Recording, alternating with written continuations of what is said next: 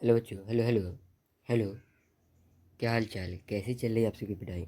उम्मीद करते हैं अच्छे होंगे, मस्त होंगे और अपनी पढ़ाई में व्यस्त होंगे। मैं श्याम स्वागत करते हैं आप सभी का आपके अपने परिवार CMR ऑनलाइन क्लासेस में। तो आज का हमारा टॉपिक है physics. Physics 20 most vivid objective question. ठीक है, 20 क्वेश्चन होंगे। ठीक है, जो कि 100% आने की संभावना होगी। इस चैप्टर चलेगा 3 पार्ट में। ठीक है, ये चैप्टर का ऑब्जेक्टिव 3 पार्ट में चलेगा। ये फर्स्ट पार्ट होगा। ठीक है, चलिए चलते हैं अपने प्रश्न की ओर। चलिए, चलने से पहले माता रानी से आशीर्वाद लेते हुए चलते हैं और माता रानी से आशीर्वाद मांगेंगे यही कि आप सबका एग्ज़ाम अच्छा से लिखे और जाए। ठीक है, चलिए और इसी के साथ अपने पहले प्रश्न की ओर चलते हैं। चलिए, हमारा पहला प्रश्न है कि जब प्रकाश की किरण हवा से कांच में प्रवेश करती है तो मुड़ती है। अभिलंब से दूर, अभिलंब के निकट, या अभिलंब के समांतर, या या इनमें से कोई नहीं। तो ऑप्शन नंबर बी हो जाएगा, अभिलंब के निकट। चलिए अगले प्रश्न की ओर चलते हैं। अब ये प्रश्न दूसरा कि फोटोग्राफी कैमरा का अभिदृश्य होता है उत्तल लेंस का, या अवतल लेंस, या उत्तल दर्पण, या अवतल दर्पण। तो हमारा ऑप्शन नंबर क्या हो जाएगा? ऑप्शन नंबर हमारा हो जाएगा ए, उत्तल लेंस। कैमरा में जो लगा होता है उत्तल लेंस लगा होता है। ठीक है, चलिए अगले प्रश्न को चलते हैं। ये प्रश्न कहता है कि किसी दर्पण के वस्तु का बना प्रतिबिंब, मतलब बड़ा प्रतिबिंब बनता है किस दर्पण से? समतल से, अवतल से, उत्तल से, या इनमें से कोई नहीं। तो आप सभी को जानते हैं कि अवतल दर्पण से बना प्रतिबिंब हमेशा बड़ा होता है और ये हजामती के लिए भी उपयोग किया जाता है। हजामती के लिए, ठीक है, हजामती के लिए भी अवतल दर्पण का उपयोग किया जाता है। ये क्वेश्चन पूछा जाता है। ठीक है, चलिए अगले प्रश्न को चलते हैं। ये प्रश्न है कि प्रकाश के परावर्तन के कितने नियम हैं? कुल कितने नियम थे ये सब बच्चा बच्चा जानता है, इसे आप बता दीजिएगा। कोई प्रॉब्लम? चलिए अगले प्रश्न में चलते हैं।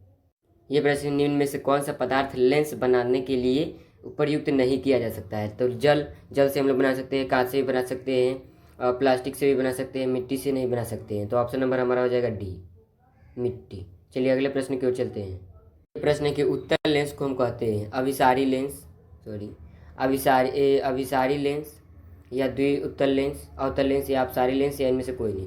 तो अवतल लेंस को हम कहते हैं अपसारी लेंस, ऑप्शन नंबर सी। चलिए अगले प्रश्न को चलते हैं। ये क्वेश्चन है कि किस दर्पण से हमेशा प्रतिबिंब छोटा होता है? दर्पण से छोटा प्रतिबिंब किससे बनता है? समतल दर्पण से, उत्तल दर्पण से, अवतल दर्पण से, इनमें से कोई नहीं। तो ऑप्शन नंबर हमारा हो जाएगा बी, उत्तल दर्पण। चलिए अगले प्रश्न की ओर चलते हैं। एक क्वेश्चन है कि 2D वाले लेंस का फोकस अंतर होता है 20 centimetre, 30 centimetre, 40 centimetre, 50 centimetre. Option number हमारा हो जाएगा डी, 50 सेंटीमीटर। चलिए अगले प्रश्न की ओर चलते हैं। यह प्रश्न है कि लेंस की क्षमता का SI मात्रक होता है डायफ्टर, या कहा जाता है ल्यूमेन, या लक्स, या एंगस्ट्रम। तो ऑप्शन नंबर हमारा हो जाएगा ए, डायफ्टर। ठीक, चलिए अगले प्रश्न को चलते हैं। ये क्वेश्चन है कि प्रकाश की किरण का पथ दर्शाने वाले चित्र को हम कहते हैं किरण आरेख, या फोकस, या किरण पुंज, या इनमें से सभी। तो ऑप्शन नंबर हमारा हो जाएगा ये, किरण आरेख। चलिए अगले प्रश्न की ओर चलते हैं। ये क्वेश्चन है कि किसी उत्तल लेंस का फोकस अंतर 50 सेंटीमीटर, तो उसकी क्षमता होगी +5D, या -5D, या -2D, या +2D। तो ऑप्शन नंबर हमारा हो जाएगा डी, +2D। ठीक है, +2D। चलिए अगले प्रश्न को चलते हैं। ये प्रश्न है कि उत्तल लेंस को हम कहते हैं अभिसारी लेंस, या द्विउत्तल लेंस, या फिर अपसारी लेंस, या इनमें से कोई नहीं। तो ऑप्शन नंबर हमारा हो जाएगा ए, अभिसारी लेंस। ठीक है, ऑप्शन नंबर ए। चलिए अगले प्रश्न की ओर चलते हैं। ये प्रश्न कहता है कि अवतल लेंस की क्षमता होती है ऋणात्मक, धनात्मक, या दोनों, या इनमें से कोई नहीं। तो ऑप्शन नंबर हमारा हो जाएगा ए, ऋणात्मक होती है। चलिए अगले प्रश्न की ओर चलते हैं।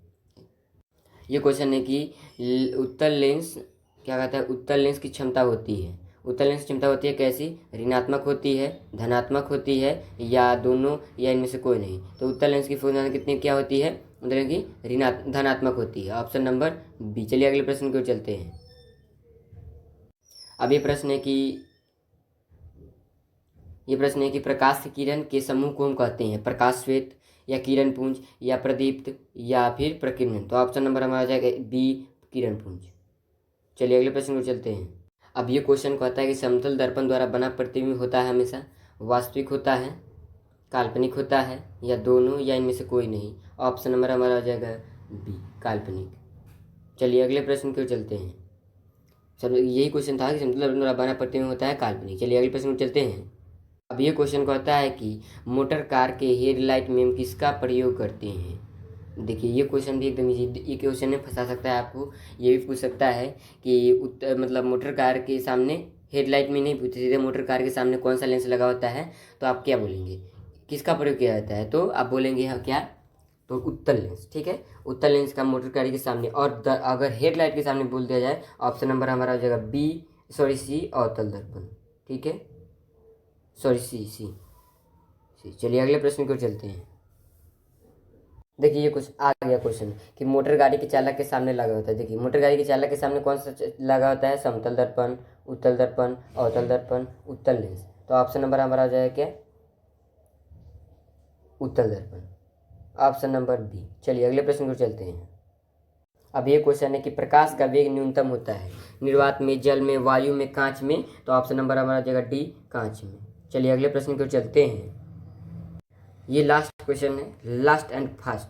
चलिए ये क्वेश्चन कहता है कि प्रकाश की किरण गमन करती है सीधी रेखा में, टेढ़ी रेखा में, या किसी भी दिशा में कर सकती है, इनमें से कोई नहीं।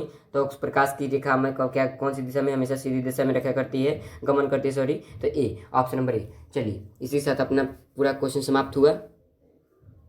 तो थैंक यू, मिलते हैं अगली वीडियो में ब्रेक के बाद।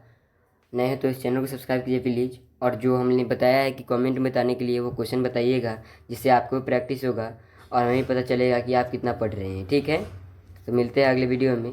तब तक के लिए धन्यवाद, टेक केयर, बाय बाय।